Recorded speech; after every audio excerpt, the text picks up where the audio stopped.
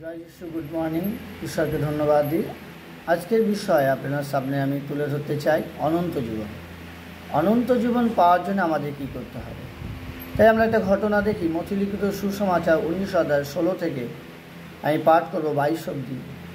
বলছে, আর দেখো, এক ব্যক্তি আসিয়া তাহাকে বলিল, হে গুরু, অনন্ত জীবন পাইবার জন্যে আমি কী রূপ সৎকর্ম করিব? তিনি তাহাকে কহিলেন, আমাকে সতের বিষয় কেন জিজ্ঞাসা করো? সৎ একজন মাত্র আছেন, কিন্তু তুমি যদি জীবনে প্রবেশ করিতে ইচ্ছা করো তবে আজ্ঞা সকল পালন করো। সে কহিল, কোন কোন আজ্ঞা? যিশু কহিলেন, এই নরহত্যা করিও না, ব্যভিচার করিও না, চুরি করিও না, মিথ্যা সাক্ষ্য দিও না, পিতামাতাকে সমদর করিও এবং তোমার প্রতিবেশীকে আপনার মতন প্রেম করিও। সেই যুবক তাহাকে কহিলেন, আমি এই সকল পালন করিয়া ছোটবেলা থেকেই পালন করিতে আসিয়াছি, এখন আর আমার কি ত্রুটি আছে? যিশু তাহাকে কহিলেন, যদি সিদ্ধ হইতে ইচ্ছা করো তবে চলিয়া যাও, তোমার যাহা যাহা আছে তা বিক্রয় করো এবং দরিদ্রদিগকে দান করো, তাহাতে স্বর্গের ধন পাইবে। আইসো, আমার পশ্চাৎগামী হও। কিন্তু এই কথা শুনিয়া সেই যুবক দুঃখিত হইয়া চলিয়া গেলেন, কারণ তার বিস্তার সম্পত্তি ছিল।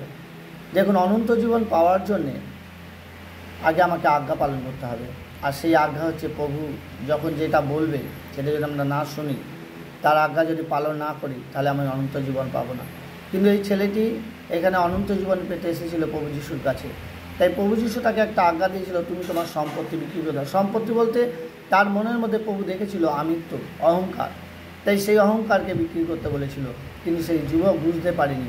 সে ভেবেছে তার সম্পত্তি বিক্রি করে দিতে হবে, কারণ যুবকটি সত্যি বড়লোক ছিল, ধনী ছিল, এবং প্রভু তার মনের সম্পত্তিকে বিক্রি করতে বলেছে। সে অহংকারের সম্পত্তি, মানে আমিত্ব সম্পত্তি বিক্রি করতে বলেছিল, কিন্তু সেই আজ্ঞা সে পালন করতে পারেনি। তাই প্রভু বলে যে আমার আজ্ঞা যখন সে পালন করে সে জীবন পাইবে। যদি আব্রাহামকে দেখি, ঈশ্বরের আজ্ঞা পালন করেছিল বলে আজ আমরা তাকে বিশ্বাসের আদি পিতা বলি। তাই প্রভুকে ধন্যবাদ দিই। অনন্ত জীবন পাওয়ার জন্য প্রভু আমাদেরকে একটা সেই রাস্তা, একটা পথ দেখিয়েছেন যে আমরা তার আজ্ঞা সকল যেন পালন করি। তাই আপনি যদি অনন্ত জীবন পেতে চান, তাহলে প্রভুর আজ্ঞা পালন করুন। কিন্তু প্রভুর আজ্ঞা পালন করতে গেলে আপনাকে প্রভুর সেই আজ্ঞাকে বুঝতে হবে, প্রভু আপনাকে কীভাবে জীবনযাপন করতে বলছে। তাহলে আজ প্রভু এই বাক্যের মধ্যে দিয়ে ছেলেটিকে যেমন বলেছিল যে তুমি তোমার সম্পত্তি বিক্রি করো, মনের সম্পত্তি। আমাদের কারো মনে যদি এরকম অহংকার সম্পদ যদি থেকে থাকে, অহংকার থেকে থাকে, আমিত্বভাব, আমি সব পারি, আমার মতন কেউ পারে না, এই যে মনোভাব যদি কারোর মধ্যে থাকে, আপনি আজ ত্যাগ করুন। তাই অনন্ত জীবন পেতে গেলে অবশ্যই আপনাকে এই জিনিসগুলো ত্যাগ করতে হবে। আর প্রভু অন্তর্যামী, ঈশ্বর আত্মা, তাই জন্য আমরা যেন আত্মাতে জীবনযাপন করার চেষ্টা করি, কেন আত্মার সাথেই মিলন হয়। তাই আমরা যেন আত্মাতেই যেন ঈশ্বরের গৌরব মহিমা ভজনা করতে পারি।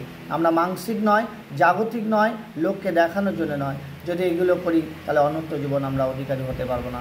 অনন্ত জীবনে অধিকারী হতে গেলে আপনাকে আত্মাতে ঈশ্বরের গৌরব মহিমা করতে হবে, ঈশ্বরের বাক্য আপনাকে ভজন করতে হবে।